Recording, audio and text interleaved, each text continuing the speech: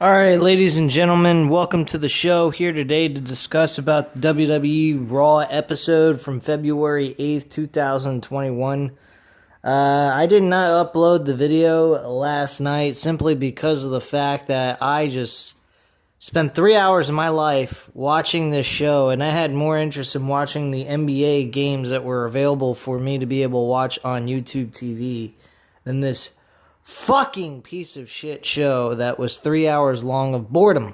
They shouldn't call WWE Monday Night Raw. They should call it WWE Monday Night Boredom. This show was complete boredom, illogical stuff, and no importance, and no substance whatsoever. They had Shane McMahon come on television.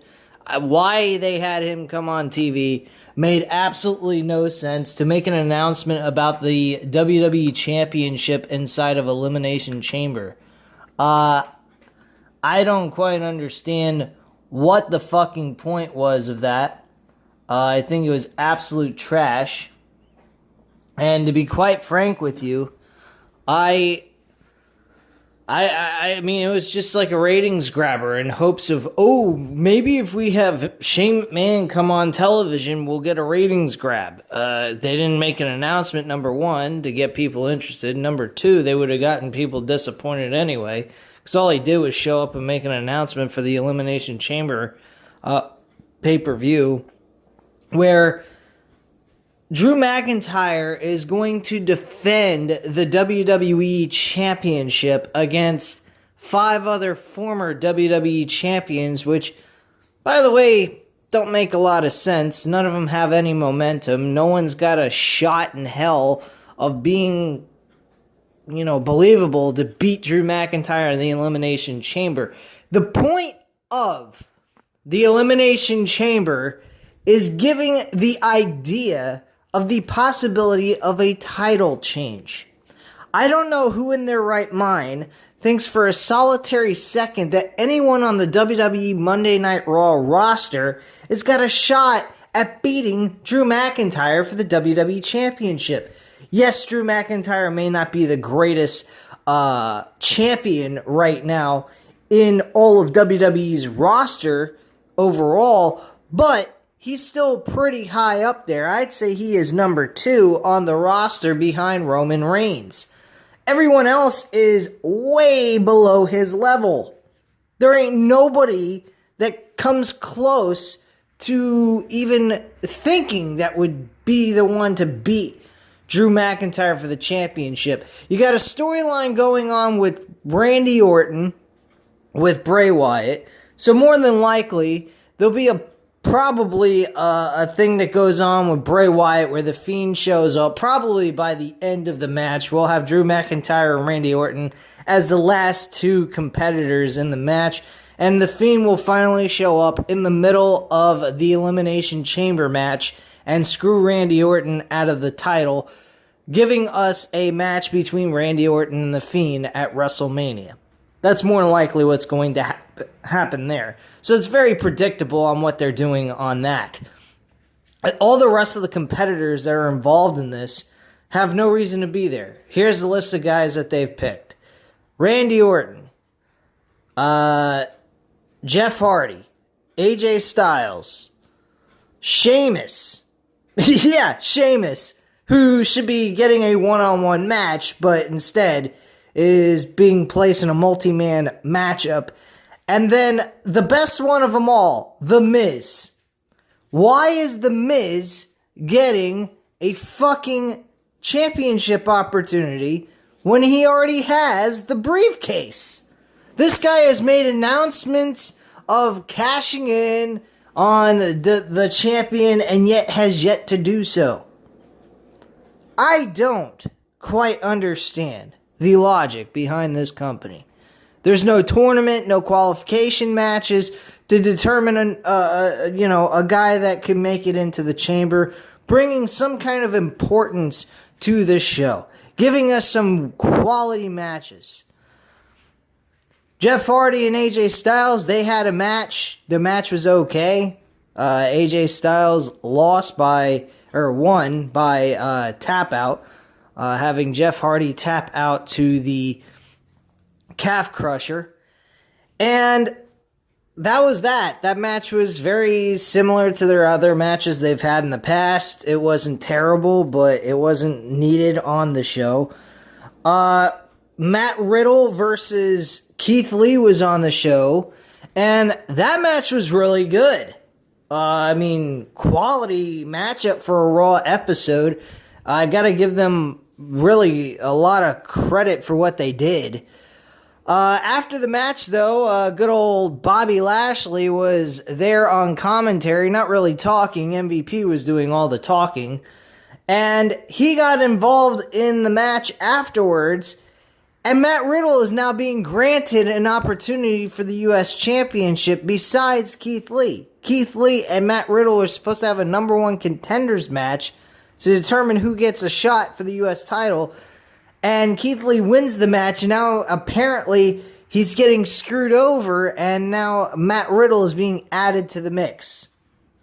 So now at the Elimination Chamber, we have a triple threat match for the U.S. title.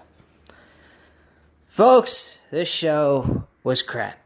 Charlotte Flair, she's on the show. She has, I think, multiple spots on this show. A few, like 2 spots, I believe, or just 1. Whatever the case is, it doesn't really matter. You had her talking about how she's been trying to do this on her own. Yeah. Okay, Charlotte Flair. You're doing this on your own. I used to be a fan of yours, and to be quite frank with you, I am not buying the bullshit anymore. This is crap. Charlotte Flair is crap. She's always being pushed into the main event scene, and I don't care anymore. I really don't care anymore. I think that Charlotte Flair needs to go away or do some, mid-card matches in the women's division. But her being in the world title scene for the women's division is terrible. I really dislike this.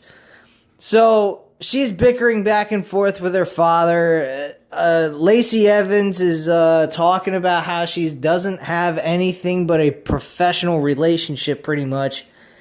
And that is it. She's trying to learn to become one of the best. That's all she wants to be, is one of the best.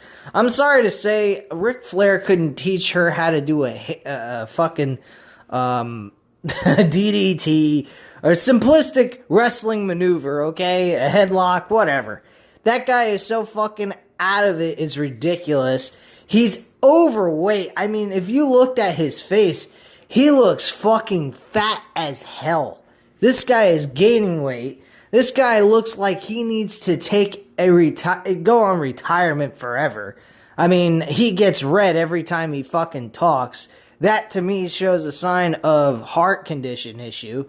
And yet he's standing there screaming to the top of his lungs. And Jerry the King Lawler, who was known to have a heart attack on national television during a live show on a Raw episode, was not looking as red as that motherfucker, and yet he had a heart attack. I don't know. My point being is this storyline is going nowhere. Lacey Evans actually wins the match by disqualification in a very lackluster, boring match. I had no interest or care in this matchup whatsoever. So she's getting a match against Asuka at the Elimination Chamber pay-per-view. Bianca Belair is yet to make up her mind. Edge showed up. He made a very good promo once again. His promos are great, but let's please get to the fucking point.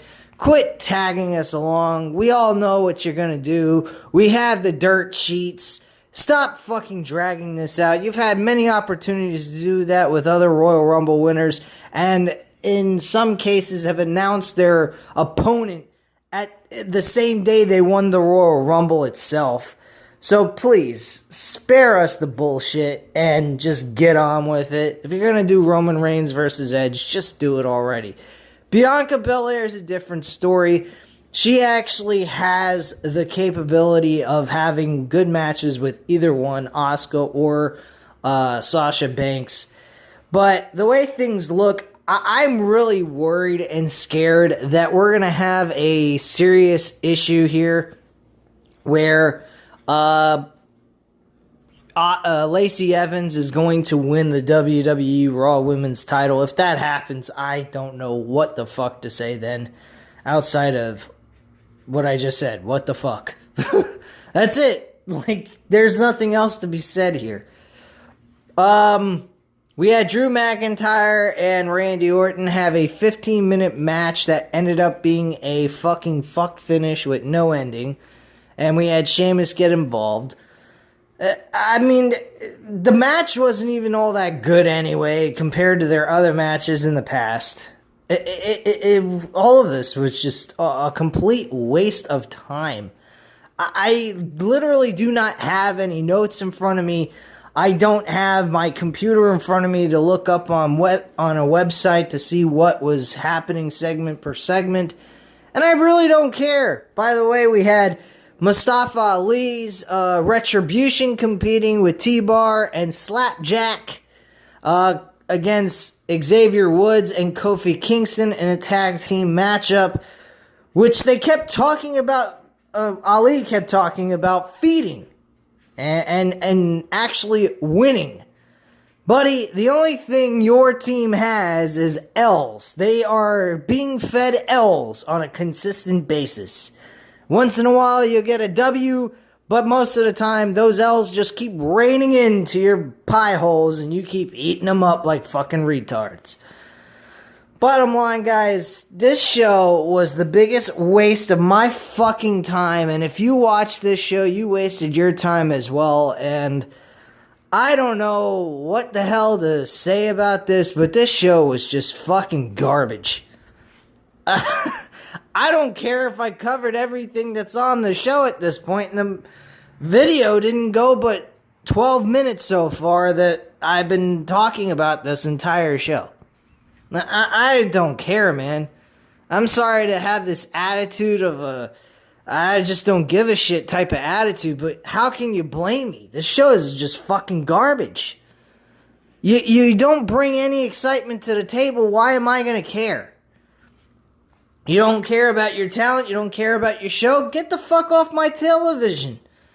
Close up shop. Come back when you're ready to actually produce. If you're not ready to produce and you're just shooting shit out there for people and that's it, what good are you? I will admit this. Bottom line, AEW sometimes has shows I don't particularly like, but they actually try. They fucking try.